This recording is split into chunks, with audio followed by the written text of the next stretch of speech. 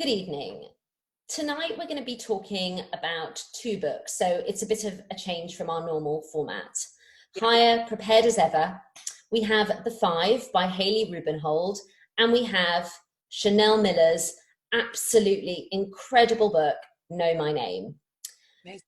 These books seem very different initially, and I'd say that's largely because they are set in completely different time periods.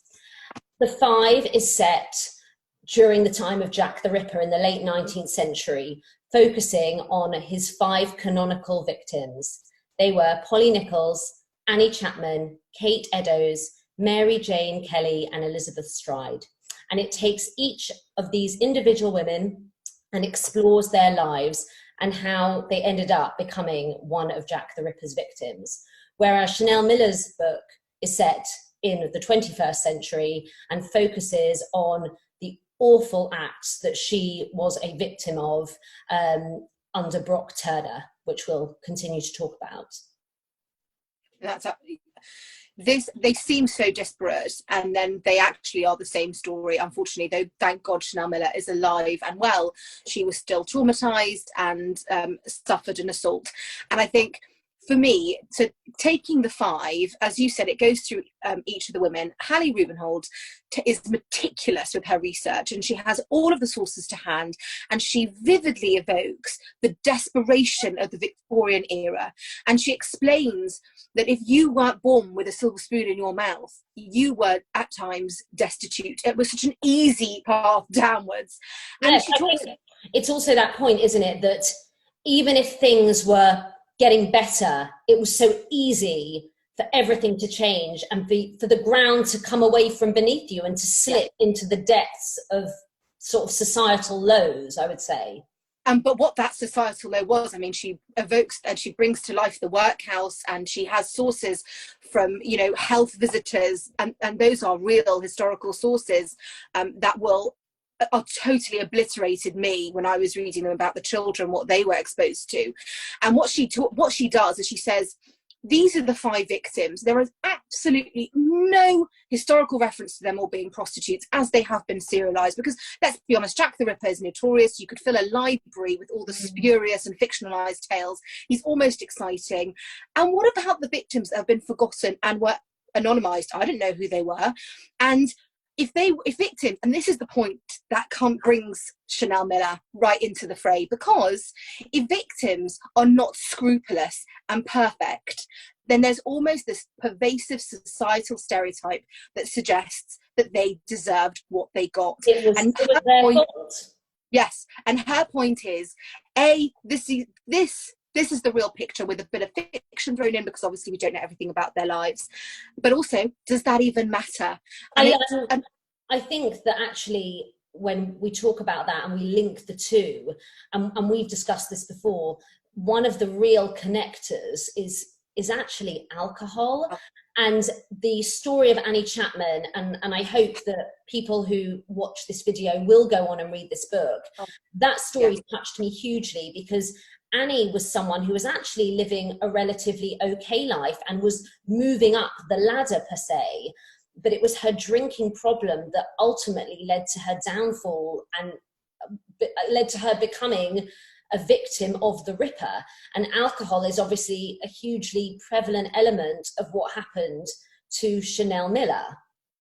I think that this is a really good point to explain what Chanel Miller went through for those that don't know. Chanel Miller is known as Emily Doe. For those who are thinking, oh, I remember that name, that is for anyone that doesn't know, I work in the criminal justice system. So this is something that I live through day in, day out. Chanel Miller was the victim of an assault in America, and why she went viral and is now a powerhouse for women is that she released her victim impact statement, which was 18 pages long. Now, I have read thousands of victim impact statements, and when it went live public at the time of the trial, at the sentencing, it was read, I think, 18 million times. It was posted on BuzzFeed. Wept.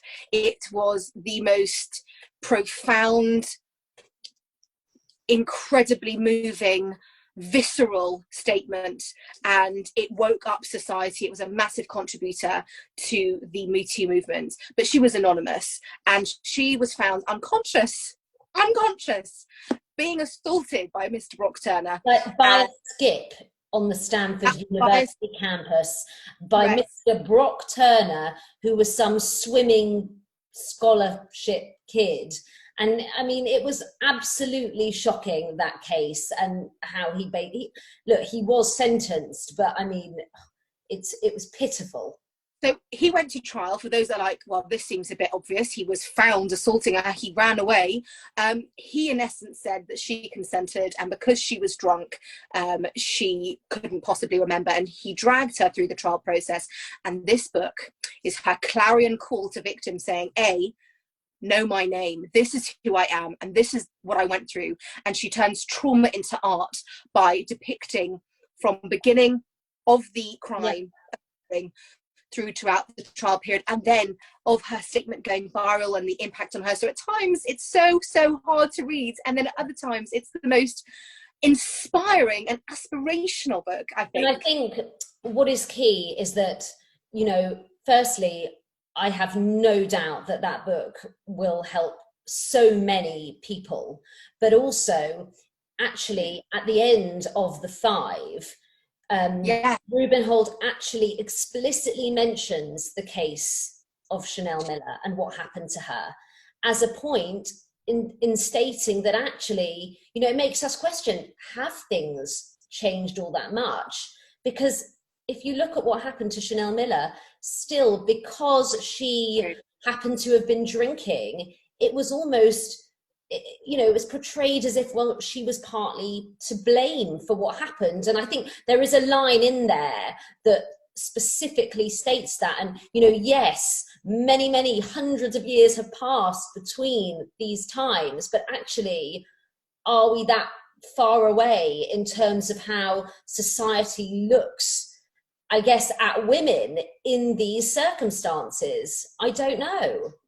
We're not, I agree, because these books are an unflinching look at the pervasive, like almost not heteronormative, but the misogyny that runs through daily life, and it's so nuanced that you wouldn't even realize it.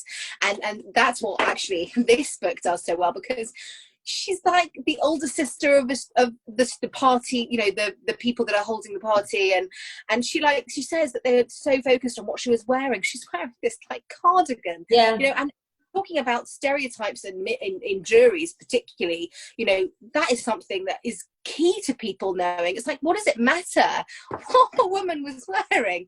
But the conclusion. So this is a hard read, guys. This is a brutal read, you know, but the conclusion, Sophie, I mean, the conclusion is like a sucker punch to the gut. It's called Just Prostitutes, and it says, I have presented you with the evidence and with some fictionalization of what they must have gone through or could have gone through. Actually, does it matter?